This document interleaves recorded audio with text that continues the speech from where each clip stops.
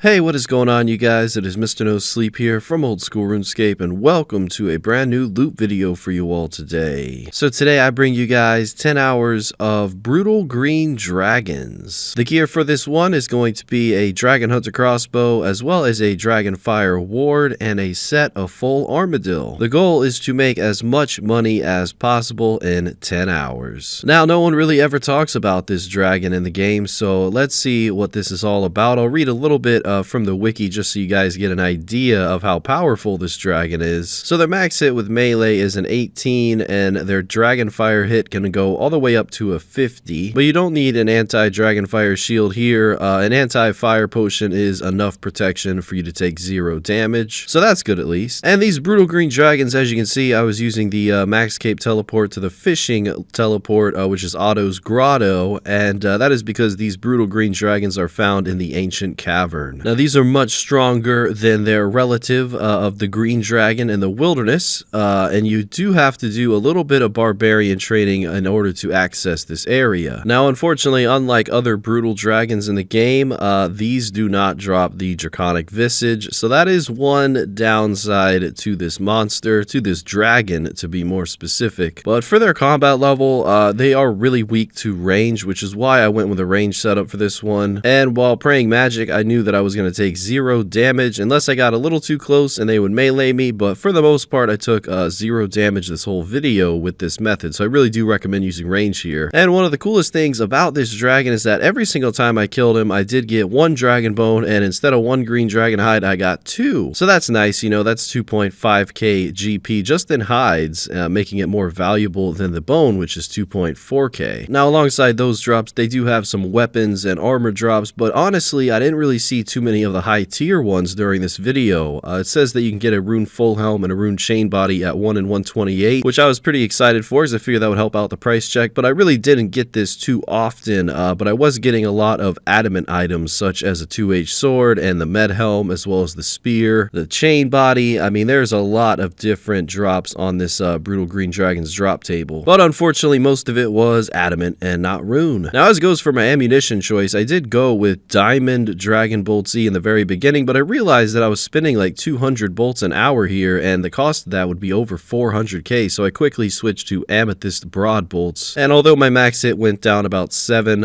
it's honestly saving me so much money, so I do recommend you use cost-efficient bolts if you are going to use range here. I always like to give you guys some advice on killing these monsters, even though I would honestly probably advise you not to kill these Brutal Green Dragons unless you want more Slayer XP and, you know, more of a challenge if you ever get assigned a Green Dragon Slayer task. That's really the only exception I can think of at the top of my head anyway. But I like exploring all monsters in this game, you know, specifically dragons. I'm a big fan of dragons, and this is actually one of the only dragons that I haven't made a video on. So yeah, I mean, I figured I'd have to get to him eventually, and I really did like just kind of sitting back and ranging and seeing all such high XP drops from my crossbow, and it was really a laid back, relaxing experience, and the money was okay. It was actually not as much as I was thinking it would be, but we'll get more into that towards the end. One thing I wanted to do was try to do as many hard clues as possible for this one, and luckily I got a ton of them at the end of the video and not so much for the first half, so I did end up, I think, with like 5 or 6 hard clue caskets, so you guys will see the loot from all of those as well. Now, one thing I really like on this drop table is that you can get 20 blood runes on average every 4.5 kills, as well as 37 steam runes every 20 or 21 kills or so, which is like 3.5k extra. This, alongside nature runes and law runes, really makes up for the fact that I was getting so much adamant items, you know, weapons and armor pieces. So I really did like those runes on the drop table. As goes for the herbs, I was just really seeing Renars like every 100 kills or so. You get 1 if you're lucky, and other than that, there's really just dragon javelin heads, as you guys just saw in the Black Dragon video made on the Iron Man. These are dropping a quantity of 12, and the drop rate is 1 out of 12 kills. So that was another 11k to my inventory anytime I'd get that drop. Unfortunately, there is no food drops here other than curry, so if you do need some HP and you accidentally misclick, you can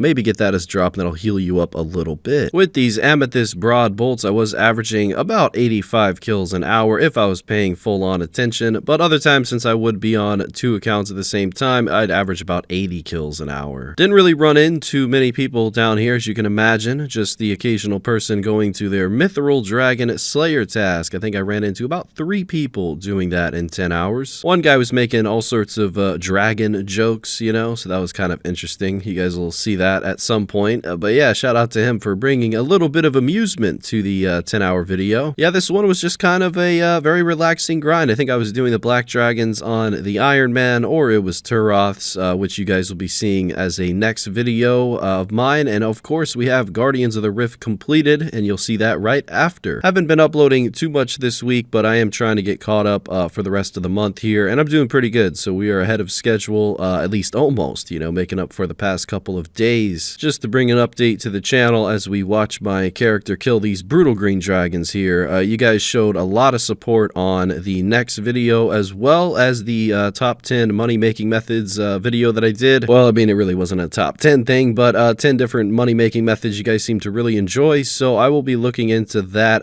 for the start of January, and see if I can't do 1,000 next kills for you guys, as well as a follow-up video of 10 skilling methods that bring in a decent amount of GP an hour, and maybe just a med-level monster one, which I can definitely feature in Myth Dragons and things like that. So I have a lot of plans for the near future, and I've been really enjoying the game lately, so that is awesome. And just one last update for you guys revolving around the channel. I know I mentioned before that there would be an idea of making a loot from scratch series starting as a level 3. Unfortunately, that will be on hold for a few months because I do have a lot more projects I want to work on with my main and my Iron Man. A lot of creative, weird things are in the works, so I hope you guys are going to stay tuned for it. We're almost reaching 190,000 subscribers, so if you want to subscribe, it helps out the channel a lot. Never feel the need to, but it always does help, so thank you to those who click that. And honestly, just a big thank you for still watching the video, listening to this one. You know, I'm kind of looking at the length of this as I'm voiceovering, and I'm like, man, I could have made this at least 4 minutes shorter. You know, I think I wasted a little bit of time on the bolt change and things like that. But nevertheless, I do appreciate you guys watching. And yeah, Brutal Green Dragons, I mean, certainly an interesting monster in the game. Not the most popular. I don't think they're ever going to update the drop table of this monster,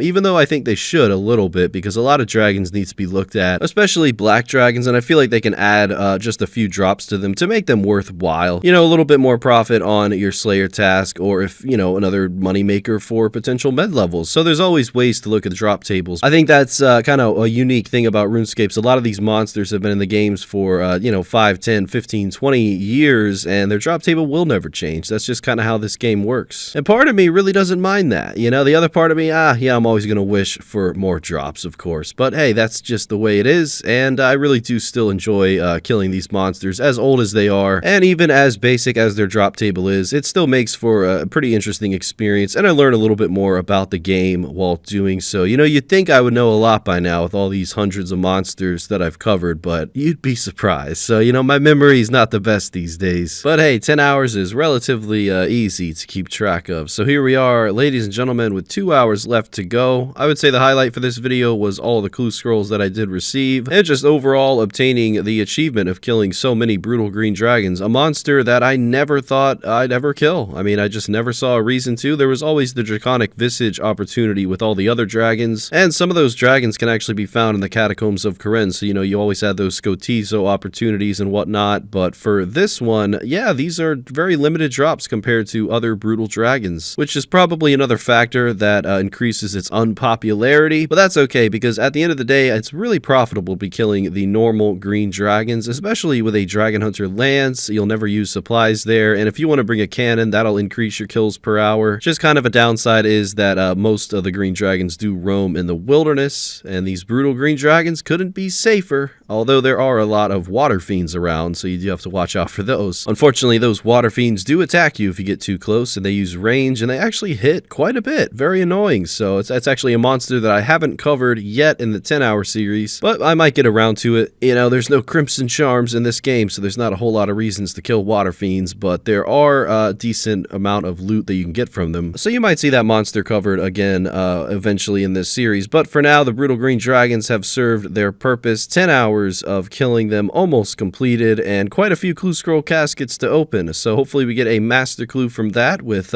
no fighter torso step. That'd be nice. I just watched a BA Service documentary video on Crumb's channel the other day, and it kind of made me want to get that fighter torso back, but you know, here I am still without it, so I'll see if I can't do that before I get the step again. But I've lucked out so far with those master clues, so hopefully hopefully our luck changes in regards to these clue scrolls that I get from these loot videos. I still haven't seen Third Age, so hopefully one of these days. Alright, here we are. Finally, loot from 10 hours of Brutal Green Dragons has been completed. It is time to do the price check, and then we will open up all those clue scrolls, hopefully see something from that. Got a decent amount of range XP from this one, nearing 170 mil. 30 mil shy of 200, so that is incredible. Overall, for this loot video, I managed to kill 888 brutal green dragons in a time span of 10 hours, and with most of the loot in one inventory here, the first price check is 7 million GP. Just about 700k an hour just on that price check, so let's go ahead and add in the in-sold heads as well as the herbs and 31k coins. Probably not worth it to pick them up, but you know me. And we go ahead and we price check that, and it is an additional 400k, so we're at 7.4 mil from 10 hours, but overall, according to the RuneLite tracker, 7.6 mil is the final result, with 1 mil spent in supplies, bringing our profit per hour down to 660k an hour. Opening up these hard clue scrolls now, we are well over 950 hards completed, and it only took me just about 4 or 3 clue scrolls in to get my first master, so I went ahead and did that master clue, and following that master, another hard casket opening to another master. So yeah, I was like, what's going on? This video is just never ending, because you know, these masters, they take a while, at least most of the time. But yeah, we'll go ahead and open up those masters after we finish off these hard caskets here. Pretty average rewards, but you know, what can you expect from hard clue scrolls? It's just a little bit of added profit, so that's nice. It might cover the cost of my supplies. And from the master clues, it looks like we made just about 800k. So with that, combined with the 500k for the hards, that's another 1.3 mil. So it looks like we did average just a little over 700k an hour at these brutal green dragons. If you decide to do the clues, that's what you should be expecting. Unless, of course, you get like a third age pickaxe from a master that you got from a hard. That would make brutal green dragons much more profitable. But that didn't happen this time, ladies and gentlemen. Just the dragons this time, so that's okay. I hope you guys enjoyed today's video. I know it wasn't the most exciting, but I got some more things coming for you. You know that, and I do appreciate you watching. Happy holidays, everyone, and until next time, Mr. No Sleep out.